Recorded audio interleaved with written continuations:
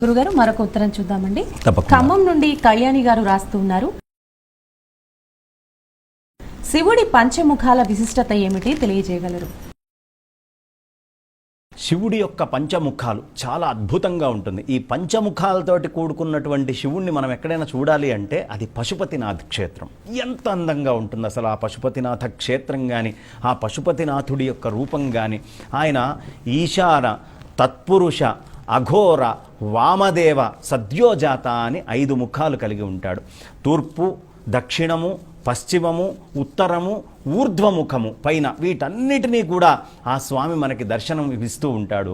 మనకి ఖచ్చితంగా శివ కవచం గనక చదివితే శివ కవచంలో ఏ దిక్కున ఉన్నటువంటి ముఖము మనల్ని ఏ విధాలుగా బ్రోస్తుంది, ఆ ముఖానికి ఉండేటటువంటి ప్రత్యేకత ఏమిటి అని దానికోసం ఒక ప్రత్యేకమైనటువంటి ఒక పద్ధతే ఉంది. కాబట్టి ఈ పంచముఖాలతోటి కూడుకున్నటువంటి ఆ పశుపతినాథుడు మనల్ని సదా సర్వత్రా అనేక దిక్కులలో నువ్వు ఎటువైపైనా ఉండయ్యా, తూర్పున ఉండు, పశ్చిమాన ఉండు, దక్షిణాన ఉండు, ఉత్తరాన ఉండు, ఊర్ధ్వ దిశగా వెళ్ళు, ఎక్కడ ఉన్నా నా రక్షలో నువ్వు ఉంటావు, నా దృష్టిలో నువ్వు ఉంటావు అని చెప్పేటటువంటి ఆ అద్భుతమైనటువంటి రూపమే మనకి ఈ 5 ముఖాలతోటి కూడినటువంటి పరమేశ్వరుడు.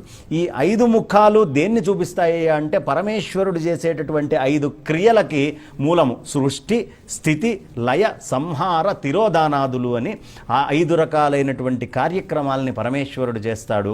ఒక్కొక్క ముఖము ఒక్కొక్క పనికి గుర్తు అన్నమాట. సృష్టికి గుర్తు ఒకటి, స్థితికి గుర్తు ఒకటి, లయానికి గుర్తు ఒకటి, అలాగే సంహారానికి గుర్తు ఒకటి, తిరోధానం ధాత యథాపూర్వమకల్పయన్ అయిపోయినటువంటి దాన్ని మళ్ళీ తిరిగి ఎలా అయితే సృష్టి చేయడానికి మనం ఉంచుకుంటున్నామో ఇవన్నీ కూడా పరమేశ్వరుడి యొక్క ఆ పంచముఖాలలోనే మనకి స్పష్టంగా కనిపిస్తుంది.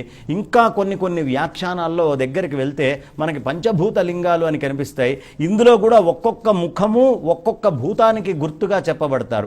ఈశానము అనేటటువంటిది ఆకాశానికి గుర్తని, ఆ దానికి సంబంధించినటువంటి అవయవాలన్నీ కూడా ఆ ఈశాన ప్రార్థన వల్ల శరీరం లోపల చాలా బలంగా తయారవుతాయని, తర్వాత తత్పురుషము అనేటటువంటిది వాయువుకి గుర్తని, వాయువు యొక్క సమస్తమైనటువంటి శక్తులు మన లోపల పరిపూర్ణంగా బలంగా ఉండాలంటే తత్పురుషాన్ని మనం ఆరాధన చేయాలని, అఘోరము అగ్నికి గుర్తు, ఆ అఘోర స్వరూపము అగ్నుల్ని మనం ఆధీనం చేసుకోవడానికి, స్వాధీనం చేసుకోవడానికి, మన లోపల అగ్నుల్ని కాపాడుకోవడానికి అది గుర్తుగా ప్రత్యేకంగా దాన్ని చెప్పడం జరుగుతుంది. అగ్నికి సంబంధించినటువంటి అంగాలు, కళ్ళు కానీ మిగతావన్నీ కూడా ఈ అగ్ని ద్వారా కాపాడబడతాయి, అఘోరుడి ద్వారా.